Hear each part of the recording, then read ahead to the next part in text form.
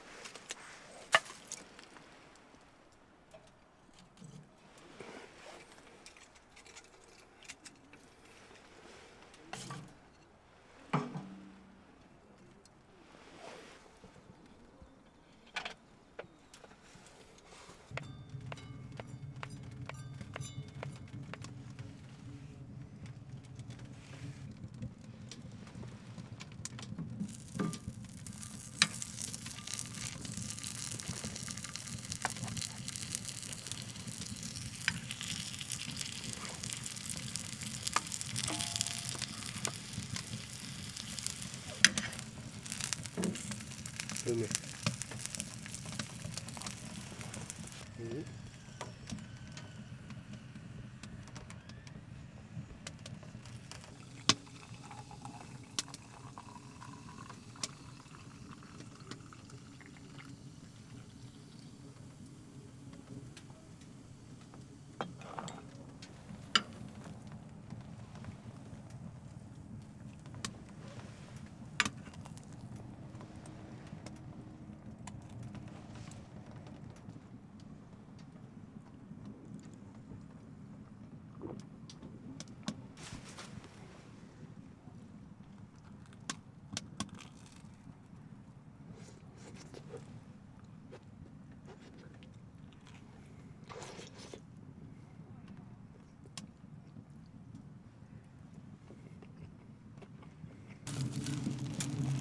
아니 뭐 이런 나무젓가락 같은 걸로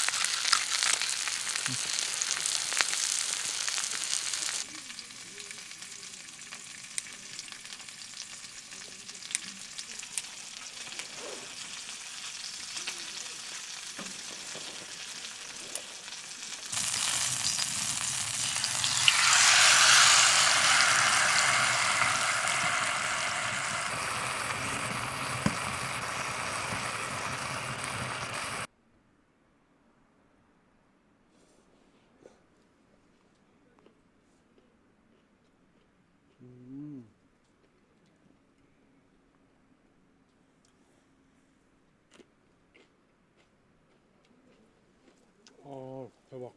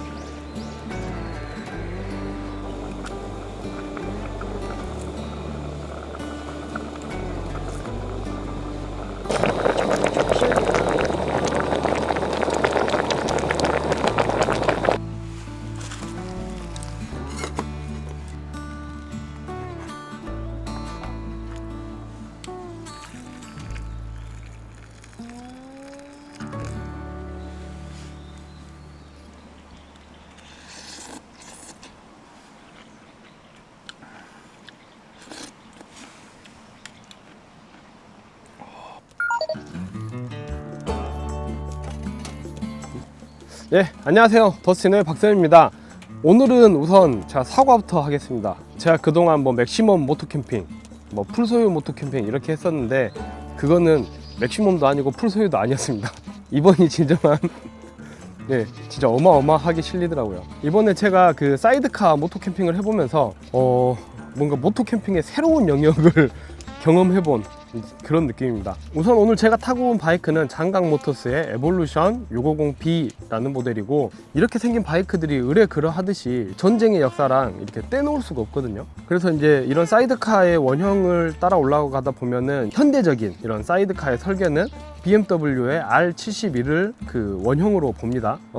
이제 BMW R71은 이제 완성도가 굉장히 좋은 오토바이였는데 소련이 이걸 좀 배합화했어요. 이제 그 핀란드랑 겨울 전쟁에서 그 자국의 오토바이가 좀 굉장히 실망스러운 모습을 보여줬다고 해요. 지상군의 기동성이나 여러 가지 측면을 고려했을 때 어떤 바이크가 가장 적합할까 했더니 그 독일에서 타는 그 BMW R71이 저게 제격이다. 그래서 이제 1939년에 이제 독소 불가침 조약 이제 이게 체결이 되면서 독일에서 R71의 그 설계나 그런 구성, 그리고 이제 제조할 수 있는 이제 노하우 이런 것들을 소련한테 전달을 해줬다고 합니다. 근데 이게 지금 첫 번째 설이고, 그리고 이제 두 번째 설은 스웨덴의 중개업체를 통해서 약간 뒷거래 이런 식으로 R71 5대를 몰래 수입해가지고 이제 그거를 해체하고 역설계해서 현지화, 그 자국화 시켰다고 합니다. 이제 그게 M72라는 모델. 이름도 보면은 BMW R71, IMZ의 M72 뭐 이렇게 숫자 하나 차이로 이름을 따라가잖아요. 그 두 번째 설의 지지자들이 이렇게 이야기해요. 이제 그 몰래 수입된 5대 중에 한 대가 그 우랄 박물관에 전시가 돼 있다. 이제 그게 그 5대를 몰래 수입했다는 증거다. 이제 그렇게 보는데, 그거는 공식적인 루트로 수입을 해도 박물관에 전시를 할 수 있는 거고, 이게 저는 첫 번째 설에 좀 무게를 두는 게 이름도 R71에서 M72 이렇게 숫자 하나 차이로 이름을 지었다는 것과, 또 하나가 39년에 그 독소 불가침 조약이 체결되면서 R71에 대한 설계를 소련이 건네받게 되는데, 바로 한 1, 2년 있다가 BMW는 R75로 업그레이드를 합니다. 네. 그러니까 이제 R71의 그 경쟁력이 조금 떨어지니까 이거를 설계를 주고 좀 생색을 낼 수 있던, 뭐 명분을 챙길 수 있던 그런 상황이었기 때문에 제가 봤을 때 개인적으로는 1번 설이 맞지 않나. 이제 그래서 이제 그게 6.25 때 북한으로 흘러 들어가가지고 천리마라는 사이드카로 이제 북한군이 또 사용을 하죠. 그때 이제 북한과 소련은 같은 편이었으니까. 이게 그래서 6.25까지 끝나니까 이제 소련은 더 이상 그 M72에 대한 좀 가치를 못 느꼈던 것 같아요. 예. 그래가지고 생산 라인 전체를 그 중화인민공화국에 판매를 합니다. 그렇게 해서 이제 생산된 모델이 장강 750이라는 모델이고, 그게 이제 장강 모터스의 시작이 되죠.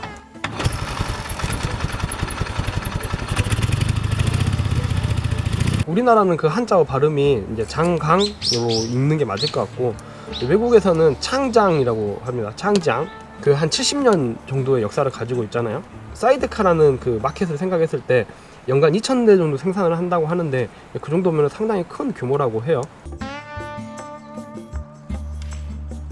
일단 멀리서 보시면은 클래식하고 이게 정말 날 것처럼 생겼는데, 디테일을 좀 살펴보면은 요즘 이런 클래식류의 바이크가 의뢰 그러하듯이 뭐 계기판도 디지털이고 모든 등화류가 LED고, 그리고 이제 사이드카 쪽에는 시거잭이랑 그 USB 소켓도 달려있어요. 나름 최첨단입니다. 예. 스포크휠이 달려있는데 이게 튜블리스 타입이에요. 이것도 이제 저희가 자주 보는 림의 바깥쪽으로 스포크가 물리는 방식. 예. 앞, 뒤, 그리고 사이드카의 바퀴까지 휠이 동일합니다. 보통의 사이드카는 다 스페어 타이어를 장착하고 있거든요. 그래서 이제 스페어 타이어가 이 전체 휠을 다 호환이 돼요. 어느 게 빵꾸가 나도 일이 봐진다는 거죠. 국내에 유로5 인증을 통과한 사이드카가 지금 이게 유일하다고 저도 들었거든요. 제가 아는 한 사이드카, 예, 국내에 수입되는 사이드카 중에 가장 현대적이고 좀 현실적인 사이드카가 아닐까, 뭐 이런 생각이 좀 들어요. 중국의 그 대형 엔진 공급사죠. 그 CF모터에서 650cc 그 순행식 엔진을 탑재하고 있어요. 마력은 61마력으로 알고 있고, 이게 전진이 4단이고 후진 1단이 들어가 있습니다. 61마력에 지금 이 바이크 무게가 380kg 정도 되는데 그럼 좀 출력이 낮지 않아? 이렇게 생각할 수 있거든요. 근데 저속 토크가 상당히 좋아요.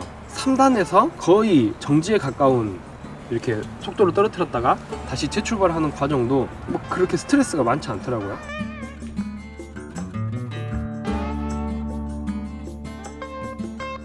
이 엔진 그리고 기어박스 이게 만들어내는 이 바이크의 주행감이 되게 합이 좋다, 저는 그렇게 느꼈습니다. 이게 사이드카는 태생적으로 좌우 밸런스가 다르잖아요. 거기에서 오는 주행 특성이 굉장히 좀 이색적이었는데, 이게 좌코너를 틀 때는 그 오른쪽에 얘까지 우리가 이제 잡아 돌려야 되잖아요. 그러니까 이 핸들을 그 오른손을 약간 밀듯이 좀 카트랑 느낌이 좀 비슷하다 그럴까? 그래가지고 이제 왼쪽으로 돌아 나갈 때는 굉장히 좀 스포티하게 돌아 나갈 수 있는 그런 느낌이고, 보통은 우측으로 돌 때 오른쪽으로 몸을 기울이게 되잖아요. 근데 쟤는 오른쪽에 사이드카가 버티고 있기 때문에 오른쪽으로 눕힐 수가 없죠. 일반 바이크처럼 기울기를 줄 수 없는 대신에 오른쪽에 이 하나의 물체, 질량이 있다는 것만으로도 일정 부분 코너에 들어가면 자동으로 오른쪽으로 슈악 하고 말려요. 이 말림을 이용해 가지고 속도 조절로 타는. 네. 좀 알 것 같다. 그래서 뭔가 이 코너를 돌았다, 뭐 저 코너를 돌았다, 이때 하나하나가 내 입력과 어떤 결과를 받는, 예, 그래서 너무 이게 재밌더라고요. 이렇게 그 다음 코너를 기다리는 느낌이 굉장히 오래간만이었어요. 뭐 사실 요즘 바이크들 보면은 코너에서 내가 눈빛만 줘도 막 그쪽으로 알아서 막 가마 돌아가고 이런 바이크들이 많잖아요.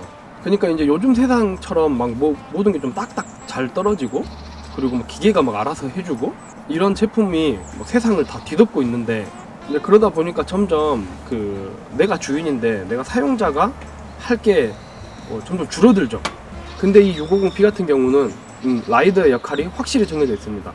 내가 제어를 하지 않으면 사실 직진도 똑바로 가지 않아요. 바이크가 내가 다 해줄게, 너는 위에 그냥 올라만 타 있어, 이런 느낌이 아니고, 나는 이거 훈련은 줄 텐데 가는 거는 너가 알아서 해봐, 이렇게 나한테 뭔가 역할을 주고 나를 필요로 한다는 느낌? 이 느낌이 참 좋더라고요. 이게 곰곰이 생각해보면은 이게 아날로그와 그 느낌이 다 있는 것 같아요. 네. 근데 그런 부분에서 뭔가 이 기계랑 나랑 교감을 한다? 이 사이드카라는 장르의 가장 큰 매력이 아닌가, 이제 그렇게 느꼈습니다. 이게 또 한 가지 특징이, 이 바이크는 넘어질 일이 없잖아요. 네. 그래서 정차 시에 좀 편하고 뭐 발착지성에 상관이 없죠.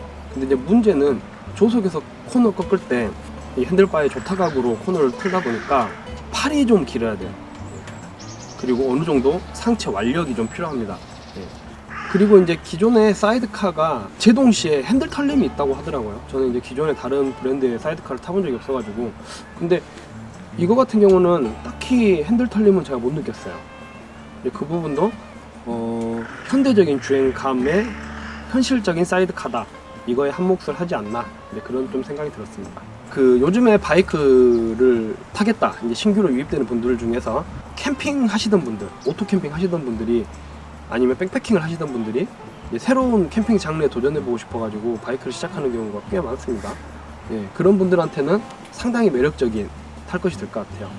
그리고 또 하나는 애견 캠핑 하시는 분, 예, 실제로 애견 캠핑에서 사용하는 걸 봤는데 너무 매력적이에요. 막 강아지 곡을 쓰고 막 이렇게 타고 다니는 것들이. 그리고 이제 저처럼 기존에 이제 바이크를 많이 경험하고 오래 타신 분들이 어떤 새로운 경험, 새로운 탈 것을 원할 때 한번 도전해보셔도 좋을 것 같습니다. 이게 완전히 그냥 이렇게 생긴 관상용 같은 느낌? 근데 그러면은 제가 이렇게 누구한테 추천한다, 이렇게 말씀드리긴 좀 어려울 것 같아요.